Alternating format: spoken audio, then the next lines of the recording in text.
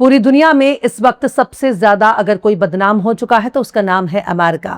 पूरी दुनिया में ईरान से बुरी तरह से हारने वाला अगर कोई मुल्क है तो उसका नाम भी है अमेरिका। लेकिन अगर आपसे कोई पूछे कि पूरी दुनिया में ईरान से सबसे ज्यादा थर थर कांपने वाला कौन है तो उसका नाम भी है अमेरिका। नाक रगड़ने से लेकर घुटने टेकने और ईरान से हारने के लिए हर तरह एक मुल्क इस वक्त जोर शोर से याद किया जा रहा है, जिसे कहते हैं अमेरिका, अमेरिका और अमेरिका। सलाम, नमस्ते, सत श्री अकाल। मैं हूं आपके साथ हर्षिता मिश्रा और आप देख रहे हैं टाइम्स मेल। अमेरिका का सदर इस वक्त दुनिया भर में अपने बड़बोल बयानों की वजह से बदनाम हो चुका है। सबको यही समझाने में लगा हुआ है कि ईरान उसके आगे कुछ भी नहीं और वो ईरान पर हमले की ताकत रखता है। पर साहब, अब का होए पछताए जब चिड़िया चुग गई खेत। अब दुनिया भर में शोर हो चुका है कि सुपर पावर ने ईरान के आगे घुटने टेक दिए। अमेरिका के पास बहुत ताकत है, बहुत पैसा है, बहुत बड़ी फौज है।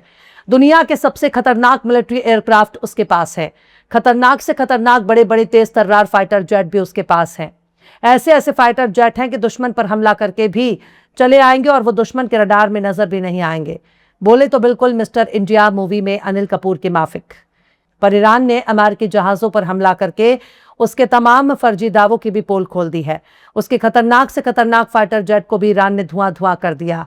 और जब हर तरह से अमेरिका नाकामी का शिकार हो गया तब बेमतलब की धमकी देने पर उतर आया। पर सवाल है कि जो मुल्क अमेरिका के हथियारों से नहीं डरा, अमेरिका के बड़े बड़े वॉरशिप से नहीं डरा, अमेरिका के कत्ल किए जाने से नहीं डरा, वो मुल्क क्या सुपर पावर की गीदड़ भभकी से डर जाएगा? क्या अमेरिका की धमकी से डर जाएगा? क्या डोनाल्ड ट्रंप की धमकियों से डर जाएगा? नहीं साहब, नहीं। ईरान अमेरिका की तमाम धमकियों को जूते की नोक पर उछाल रहा है और बदले में अमेरिका को सिर्फ बदनामी, बेइज्जती और जमाने भर की रुसवाई हासिल हो रही है। अब अमेरिका के बड़बोल सदर ने कहा है कि ईरान ने अगर हमारे साथ डील को पूरा नहीं किया तो हम जवाबी कार्रवाई करेंगे, क्योंकि ईरान अब कमजोर हो चुका है। उसकी नेवी खत्म हो चुकी है, उसका एयरफोर्स खत्म हो चुका है, उसके पास कोई ताकत नहीं रह गई है।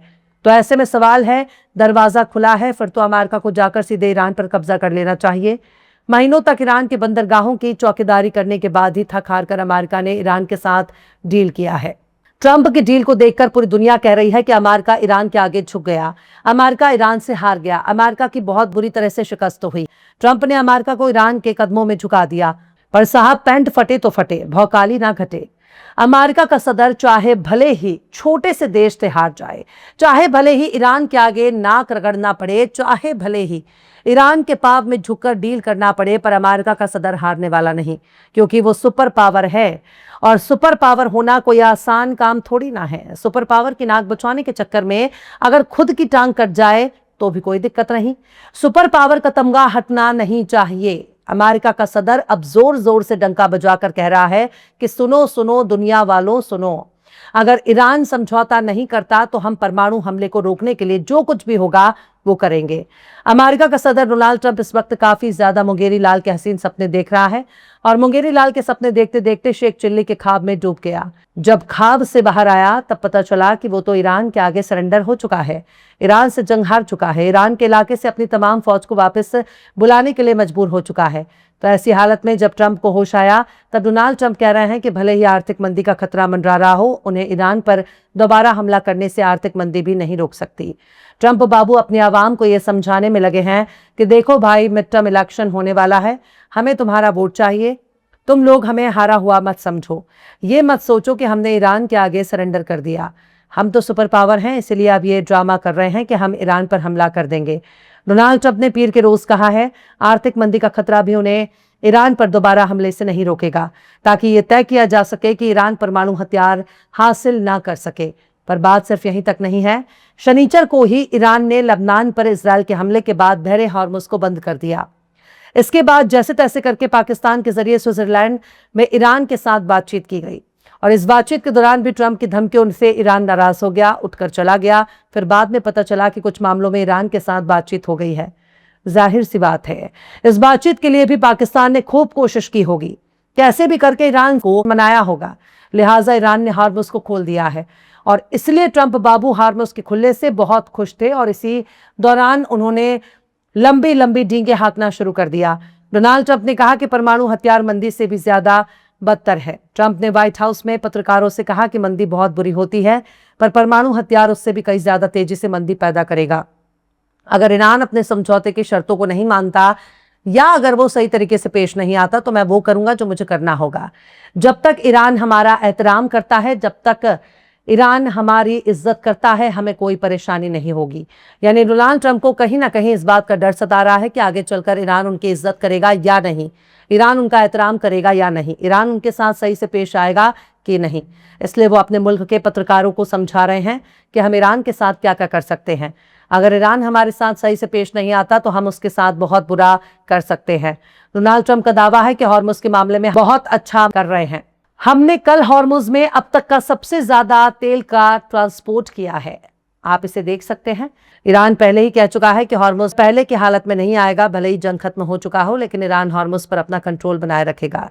लिहाजा इस बात को बखूबी से समझा जा सकता है कि अमेरिका अगर ये सोच रहा है कि ईरान मुफ्त में तमाम जहाजों को आने जाने देगा तो ये सिर्फ 60 दिनों तक ही महदूद रहने वाला है।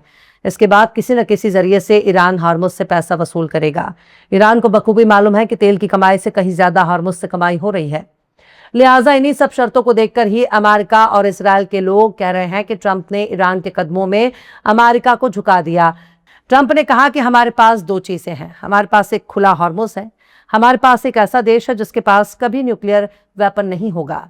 यानी ट्रंप बाबू से अगर 5 का पहाड़ा भी कोई सुनाने के लिए बोल देगा तो वो 5 का पहाड़ा सुनाने से पहले यही कहेंगे कि अब ईरान के पास न्यूक्लियर वेपन नहीं होगा, हम उसे न्यूक्लियर वेपन नहीं बनाने देंगे। अगर किसी ने ट्रंप बाबू से कह दिया कि ट्रंप साहब आपने नाश्ता किया या नहीं, पानी पिया या नहीं, सिगरेट सुलगाया या नहीं, महुआ रानी का मजा लिया या नहीं, तो वो तमाम बातों के जवाब में सबसे पहले यही कहेंगे कि ईरान के पास न्यूक्लियर वेपन नहीं होगा, हम उसे न्यूक्लियर वेपन बनाने नहीं देंगे। यानी सोते बैठते उठते जागते डोनाल्ड ट्रंप की जबान पर सिर्फ एक ही जुमला रटा रटाया सुनाई दे रहा है कि हम ईरान को न्यूक्लियर वेपन नहीं बनाने देंगे, ईरान के पास कोई न्यूक्लियर वेपन नहीं हो सकता। मतलब तमाम सवालों का बस एक ही जवाब डोनाल्ड ट्रंप की जबान से सुनाई देगा और वो है ईरान और उसका न्यूक्लियर वेपन। जिस न्यूक्लियर वेपन को ईरान कभी नहीं बनाना चाहता, उस न्यूक्लियर वेपन का नाम ले लेकर ट्रंप पूरी दुनिया की खोपड़ी चाट रहा है, हर किसी का दिमाग खराब कर रहा है। पर बात सिर्फ यहीं तक नहीं है। जब ट्रंप बाबू से ईरान पर लगाई गई तेल की पाबंदियों के बारे में पूछा गया तो ट्रंप ने कहा कि इस छूट के नतीजे में ईरान के जरिए हासिल किए गए रेवेन्यू को अमेरिकी किसानों से खाने की चीजें खरीदने पर खर्च किया जाएगा। वो कहते हैं कि ईरान को अपने लोगों के लिए खाना खरीदने के लिए पैसों का इस्तेमाल करना चाहिए क्योंकि इस वक्त उनके लोग बहुत भूखे हैं। ये सारा खाना हमसे ही खरीद रहे हैं, यानी ईरान इनसे अनाज खरीद रहा है। ईरान के पड़ोस में क्या अनाज नहीं मिल रहा जो उसे अमेरिका से खरीदना पड़ रहा है। पर साहब ट्रंप बाबू आजकल बकवास ही करते रहते हैं, फर्जी और मनगढ़ंत दावे करते रहते हैं। ईरान क्यों इनकी बात मान जाएगा। खैर, ट्रंप बाबू को ईरान नाम की तख्ती अपने गले में लटका लेनी चाहिए और उस पर लिख देना चाहिए कि ईरान न्यूक्लियर वेपन नहीं बनाएगा, हम उसे परमाणु हथियार बनाने नहीं देंगे। ईरान अपनी तमाम शर्तों को अमेरिका से मनवा रहा है और बेचारा सुपर पावर उसकी हर बात मानने के लिए मजबूर है। फिलहाल इस खबर में बस इतना ही। यह एपिसोड आपको कैसा लगा कमेंट बॉक्स में जरूर से बताइए। पसंद आए तो लाइक करें, शेयर करें और बेबाक, निष्पक्ष, स्वतंत्र पत्रकारिता को सपोर्ट करने के लिए हमारे चैनल टाइम्स मेल को जरूर से सब्सक्राइब करें और बेल आइकन की घंटी वाली बटन जरूर से दबा दें ताकि आपको हमारे आने वाले नए वीडियो की नोटिफिकेशन फौरन ही मिल जाए। फिर मिलता है किसी और वीडियो में एक नई खबर के साथ। हर्षिता मिश्रा को दीजिए इजाजत। जय हिंद। अगर अभी तक आपने हमारे चैनल टाइम्स मेल को सब्सक्राइब नहीं किया है तो जल्दी से सब्सक्राइब कर दें और बेल आइकन भी प्रेस कर दें।